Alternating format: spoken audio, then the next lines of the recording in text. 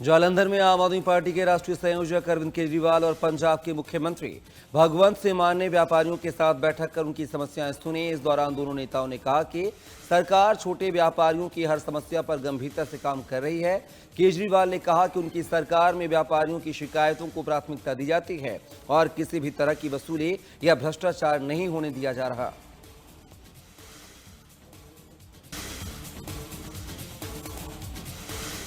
लुधियाना में केंद्रीय मंत्री हरदीप सिंह पुरी ने अहम प्रेस कॉन्फ्रेंस कर केंद्र सरकार की उपलब्धियां गिनवाई। उन्होंने कहा कि देश में पेट्रोल, डीजल और एलपीजी की सप्लाई में कोई कमी नहीं है। उन्होंने बताया है कि भारत ने एलपीजी उत्पाद क्षमता बढ़ाई है ताकि विदेशी निर्भरता कम हो सके और लोगों को पाइप्ड गैस के उपयोग के लिए भी प्रोत्साहित किया जा रहा है।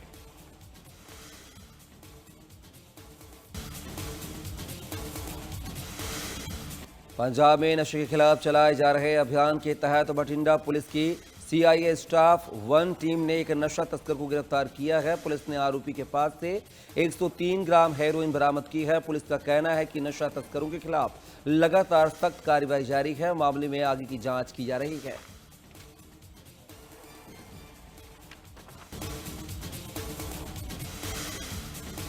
मानसा जिले के कस्बा भिखी में नहर का तटबंध टूटने से बड़ा नुकसान हो गया है। तेज बहाव के चलते पानी करीब 50 एकड़ खेतों में भर गया है, जिससे किसानों की फसलें बर्बाद हो गई हैं। कई घर और दुकानों में भी पानी घुस गया है, जिससे लाखों रुपए का नुकसान हुआ है। स्थानीय लोगों ने नगर पंचायत पर आरोप लगाया है कि सीवरेज पाइप डालने के दौरान लापरवाही से यह हादसा हुआ है।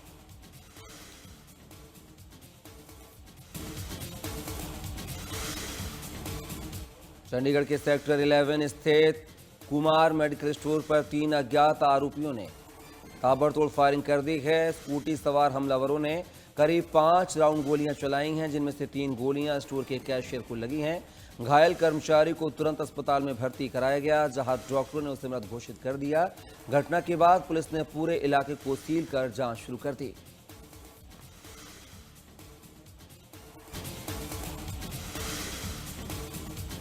हरियाणा के मुख्यमंत्री नायब सिंह सैनी शनिवार शाम को अभिनेत्री और सांसद कंगना रनौत के साथ उनकी नई फिल्म भारत भाग्य विधाता देखी, जिसके बाद मुख्यमंत्री ने हरियाणा में इस फिल्म को टैक्स फ्री करने का ऐलान किया। मुख्यमंत्री ने फिल्म को प्रेरणादायी बताते हुए कहा है कि ऐसी फिल्में हमें मुसीबत के समय में जिम्मेदारी का एहसास कराती हैं। जैसे हर व्यक्ति अपनी जिम्मेदारी समझेगा तो जल्दी विकसित भारत का लक्ष्य हासिल होगा।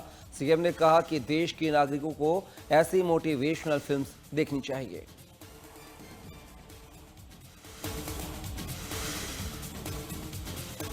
केंद्र की मोदी सरकार के 12 साल पूरे होने पर जींद में हरियाणा विधानसभा के उपाध्यक्ष डॉक्टर कृष्ण मिड्ढा ने प्रेस कॉन्फ्रेंस की है। इस दौरान उन्होंने कहा है कि पीएम मोदी के नेतृत्व में पिछले 12 सालों में देश ने अभूतपूर्व विकास और वैश्विक सम्मान हासिल किया है। उन्होंने स्वच्छ भारत अभियान, बेटी बचाओ बेटी पढ़ाओ, अयोध्या में राम मंदिर निर्माण और महिला सशक्तिकरण जैसी उपलब्धियों को ऐतिहासिक बताया।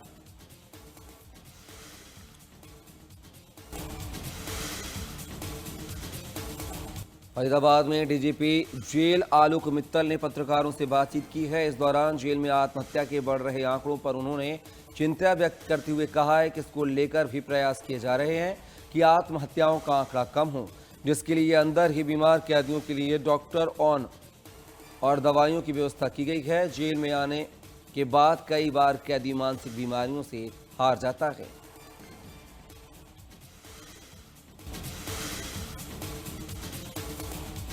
पंचकुला के सेक्टर 4 में शनिवार को दिन दहाड़े एक कनाडा निवासी युवक जानलेवा हमला का मामला सामने आया है। हमले में घायल हुए व्यक्ति की पहचान बलविंदर सिंह के रूप में हुई है। पीड़ित के मुताबिक एक बाइक मैकेनिक की दुकान पर मौजूद बलविंदर सिंह पर अचानक 3 युवकों ने हमला कर दिया। प्रत्यक्षदर्शियों के मुताबिक हमलावर एक कार में सवार होकर आए और हमला कर तीनों आरोपी मौके से फरार हो गए। यह पूरी वारदात पास में लगे सीसीटीवी कैमरों में कैद हो गई।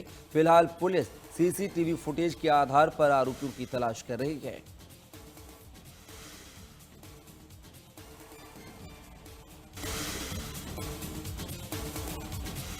हरियाणा के रोहतक जिले में पुलिस और अपहरणकर्ताओं के बीच मुठभेड़ के बाद 12 साल के एक बच्चे को पुलिस की ओर से सुरक्षित बचा लिया गया है। ऑपरेशन के दौरान पुलिस ने एक महिला समेत 3 आरोपियों को गिरफ्तार किया है। मुठभेड़ में 2 आरोपियों के पैरों में गोली लगी, जिन्हें इलाज के लिए अस्पताल में भर्ती कराया गया है। जानकारी के मुताबिक आरोपियों ने 1.5 करोड़ की फिरौती के लिए बच्चे का अपहरण किया था।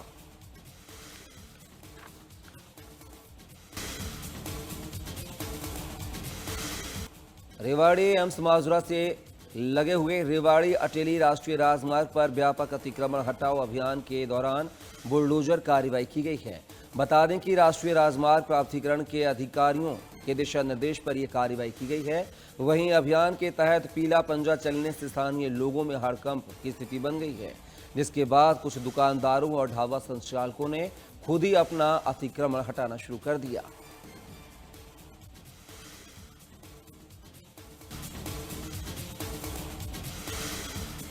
हरियाणा के कुरुक्षेत्र में 11,000 वोल्ट की हाई टेंशन बिजली की लाइन की चपेट में आने से रिटायर्ड सूबेदार मेजर और किराएदार की मौत हो गई है। आपको बता दें कि हादसा कमरे की सफाई करने के दौरान हुआ।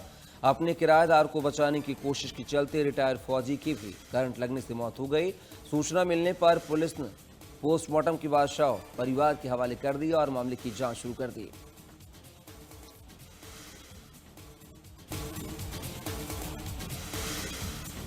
उत्तर प्रदेश के मुख्यमंत्री योगी आदित्यनाथ गोरखपुर के दौरे पर हैं। इस दौरान वे आज वीर बहादुर सिंह स्पोर्ट्स कॉलेज में आयोजित भव्य समारोह में शामिल होंगे, जहां 926 करोड़ के लागत से 226 विकास परियोजनाओं का लोकार्पण और शिलान्यास करेंगे, जिसमें खेल, सुरक्षा, स्वास्थ्य, शिक्षा, पर्यटन और शहरी आधारभूत ढांचे से जुड़ी हुई परियोजनाएं शामिल हैं। इस मौके पर सीएम योगी जनसभा को भी संबोधित करेंगे और सरकार की विकास योजनाओं और उपलब्धियों की जानकारी देंगे। मुख्यमंत्री के कार्यक्रम को लेकर प्रशासन की ओर से सुरक्षा के पुख्ता इंतजाम किए गए हैं।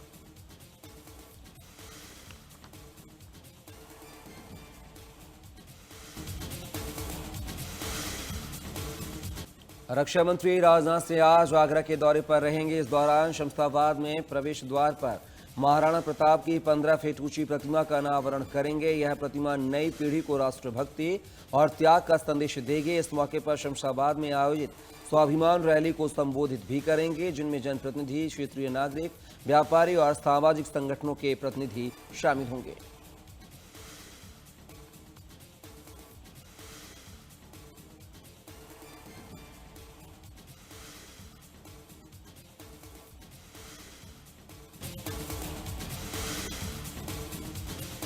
अयोध्या राम मंदिर के दान पात्रों से धनराशि चोरी होने की अफवाहों पर यूपी सरकार ने बड़ा एक्शन लिया है। श्री राम जन्मभूमि तीर्थ क्षेत्र ट्रस्ट की मांग पर तुरंत संज्ञान लेते हुए यूपी सरकार ने मामले की जांच के लिए एसआईटी का गठन कर दिया है। लखनऊ के मंडलायुक्त विजय विश्वास पंत की अध्यक्षता में एसआईटी गठित की गई है। ये 3 सदस्यीय उच्च स्तरीय समिति मामले के सभी प्रशासनिक समेत वित्तीय पहलुओं की जांच करेगी।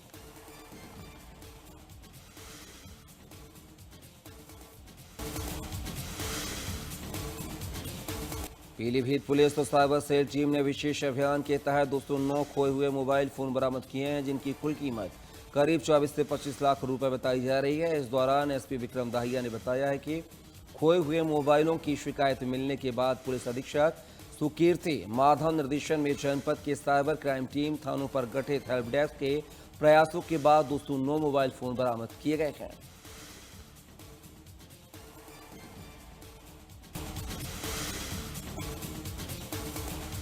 दिल्ली में आज यमुना की सफाई और संरक्षण को लेकर रविवार को बड़ा स्वच्छता अभियान चलाया जाएगा।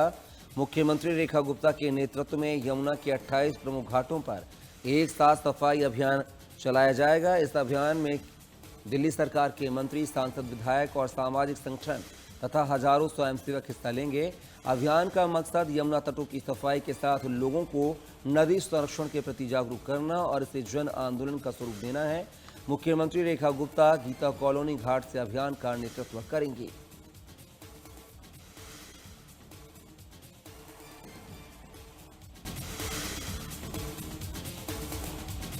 दिल्ली के सीएम रेखा गुप्ता ने मालवीय नगर होटल में लगी आग और सैदुलाजाब में बिल्डिंग गिरने की घटनाओं के दौरान लोगों की जान बचाने वाले लोगों को सम्मानित किया है।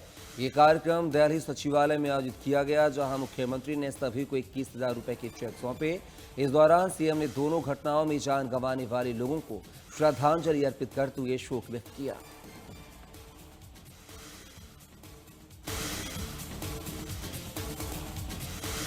केंद्र सरकार ने लेफ्टिनेंट जनरल धीरज सेठ को भारतीय सेना का अगला प्रमुख नियुक्त किया है। वे 31वें आर्मी चीफ होंगे। फिलहाल धीरज सेठ उप सेना प्रमुख के पद पर कार्यरत हैं। धीरज सेठ मौजूदा army chief general Upendra Dwivedi की जगह लेंगे। जनरल उपेंद्र द्विवेदी का कार्यकाल जून 2026 तक है। बता दें कि उपेंद्र द्विवेदी ने 30 जून 2024 को आर्मी चीफ का पदभार संभाला था।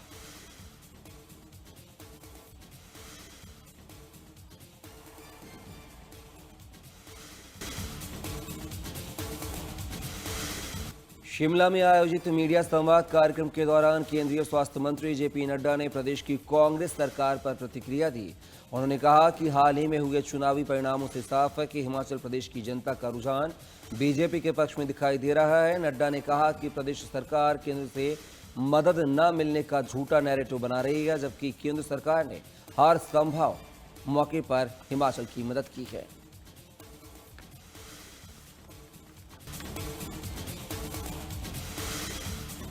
आगामी श्री अमरनाथ जी की यात्रा को लेकर जम्मू के भगवती नगर बेस कैंप में पुलिस और फायर एंड इमरजेंसी सर्विसेज विभाग की ओर से मॉक ड्रिल का आयोजन किया गया। इस दौरान आपातकालीन स्थिति समेत आग लगने जैसी घटनाओं से निपटने की तैयारियों को लेकर सुरक्षा कर्मियों ने अभ्यास किया। मॉक ड्रिल का उद्देश्य सभी संबंधित विभागों की तैयारियों को परखना और आपसी समन्वय को मजबूत करना था।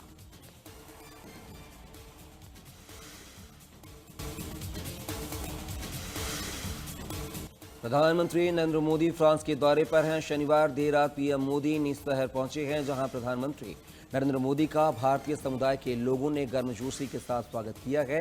यहां प्रधानमंत्री मोदी फ्रांस के राष्ट्रपति इमैनुअल मैक्रों के साथ भारत इनोवेट्स कार्यक्रम का उद्घाटन करेंगे। साथ ही प्रधानमंत्री मोदी और राष्ट्रपति मैक्रों के बीच द्विपक्षीय शिखर वार्ता भी होगी, जिसमें भारत फ्रांस रणनीतिक साझेदारी, रक्षा सहयोग, व्यापार, निवेश और वैश्विक मुद्दों पर चर्चा होने की संभावना है। इसके अलावा प्रधानमंत्री 16 से 18 जून के बीच एवियन में आयोजित G7 समिट में हिस्सा लेंगे।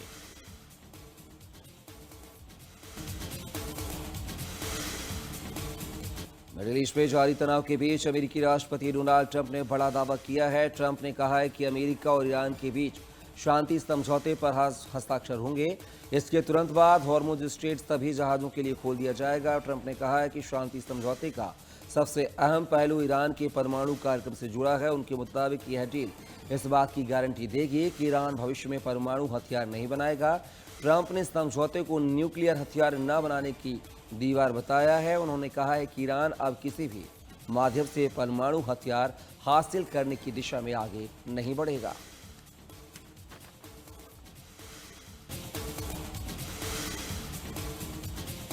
पाकिस्तान के प्रधानमंत्री शहबाज शरीफ ने सोशल मीडिया पर पोस्ट कर कहा कि हम शांति समझौते के पहले से कई ज़्यादा करीब हैं।